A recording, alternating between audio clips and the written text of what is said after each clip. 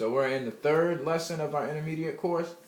Last course I gave you scales, and I finished your chord vocabulary in all 7 tones of the C major scale, and I'm going to build on that some more. So this one we're just going to slow down a little bit, and we're going to talk about the left and the right hand functions and whatnot. We're going to talk about independence in each hand. So depending on if you're right or left-handed, your left hand is going to be, well, in my opinion, is going to be your most important hand because it carries the bass. So a lot of people struggle with the left hand because most people are right-handed. So practices and things like what you can do is to work with your left hand. In my opinion, you need to work with your left hand more than you work with your right hand if you're right-handed, and vice versa if you're left-handed, to bring up to make them as equal as they can, because when you're playing the piano, you're only as strong as your weakest link. So if your left hand isn't all that good, it doesn't matter how good you are in your right hand. If your left hand's not good, your playing as a whole is going to suffer. So always work with your weakest hand the most. So the way to work with that is you're going to have to, like I said, arpeggiate. Play the chords that you know in your right hand. Say we'll stay in the key of C. And what you need to do is take all the chords that you know in your right hand, all the techniques and scales, you need to practice those in your left hand. Whatever you do in your right hand, you have to do that in your left hand. Okay? So one thing you can do is you can just play it by itself, arpeggiate it, invert it, and do this for an extended amount of time, and I'd say at least until your fingers get tired, because you'll know your muscles are really working then.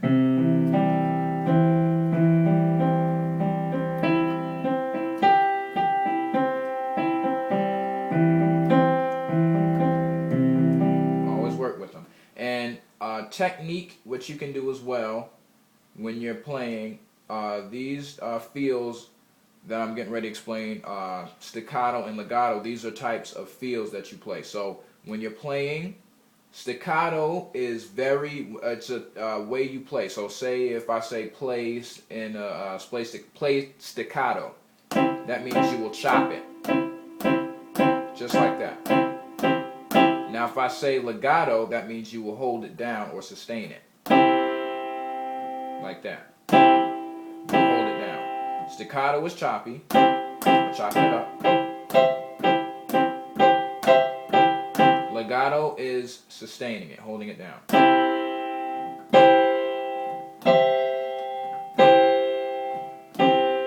And what you can do is, in your left hand, you can do this as well. Do those techniques.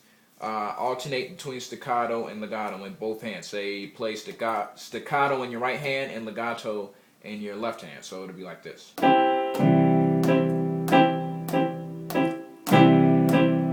like that.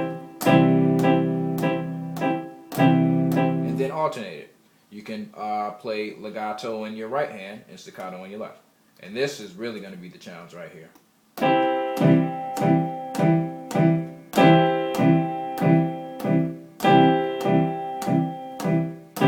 And then what you can do is invert them up. Invert it down.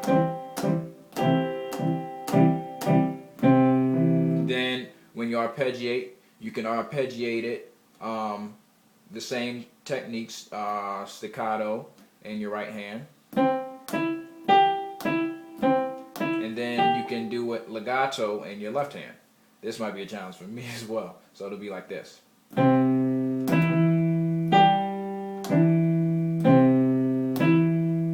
See how my right hand is bouncing and my left hand is holding it down?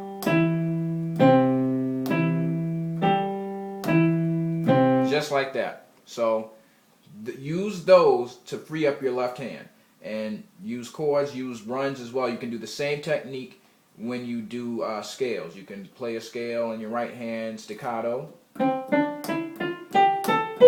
Then play a scale, legato, in your left hand. Okay? Now, I'm going to go back to chords for a minute, and this is going to be for your left hand. So there are certain types of chords that you can play in your left hand in accompaniment alongside with your right hand.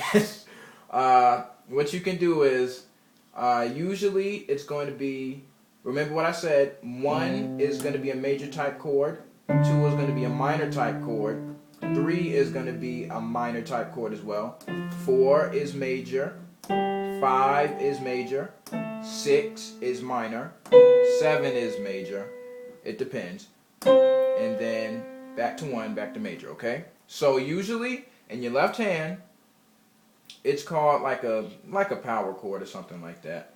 Usually when you're playing, if you want to add a little bit more fullness to your piano playing, instead of just playing the bass note by itself, you can play the 1 first note, the 5th note, and the first note once again in your left hand. So you'll have a fuller sound.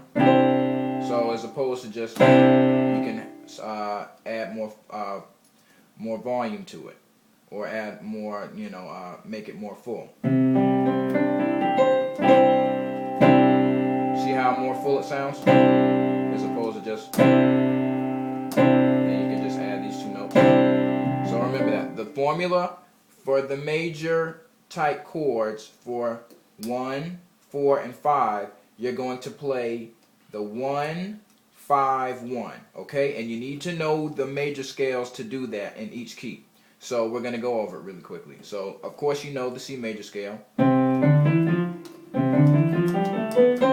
know, and remember to keep the formula in mind. So it's going to be 1, 5, 1.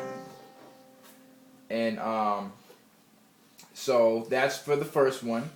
So for the second one, which is going to be the 4, you have to remember what I said, know the formula for that major scale. So we're in F, so it's going to be, why won't he wear white when hot? Okay, so 1, 2, 3, 4, 5, and 1. Back to 1. So it'll sound like this.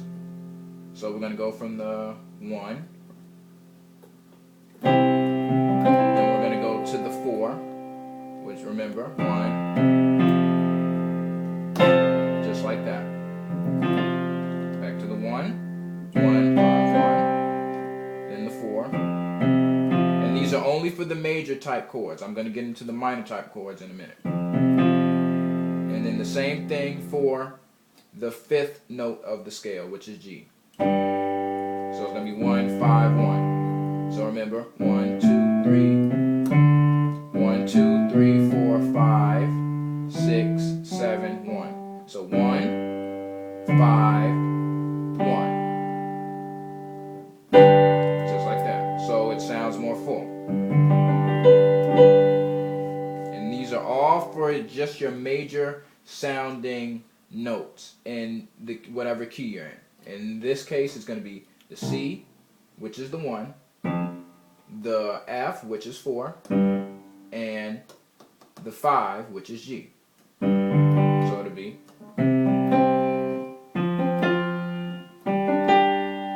then we'll put the right hand chords with it. Then one more time.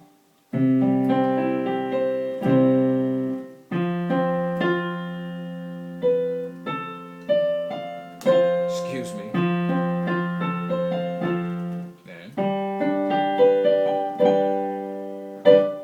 Okay, now we're going to go into the minor type sounding chords. So it's going to be a little different. You're going to play this, remember, the 2 is minor, 3 is minor, and the 6 is minor. So it's going to sound like this. So say we're on the 2. It's going to sound something like this. So it's going to be the 2, the 2nd note. It's going to be the 6, and it's going to be the 1.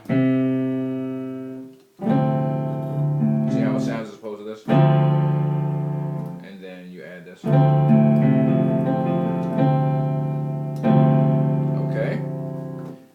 The same thing for the 3. It's going to sound like that as well. And remember, you have to know the scale. You have to know the scale of that key to determine which notes to play. So in this case, it's E, B, and D. Excuse me. And this is the 3. This is the chord for the 3. So we'll go back. We'll go back to the second for the go back to the 2. And then we have one more, which is A, the 6. So it's going to be A, E, and G. Then, as opposed to this one, you can add.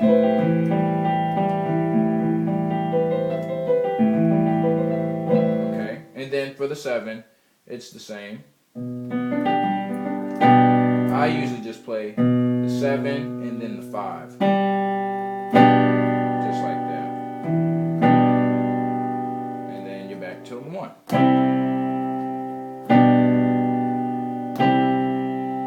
Okay, make sure you write all of that down. Make sure you get all of that down, okay?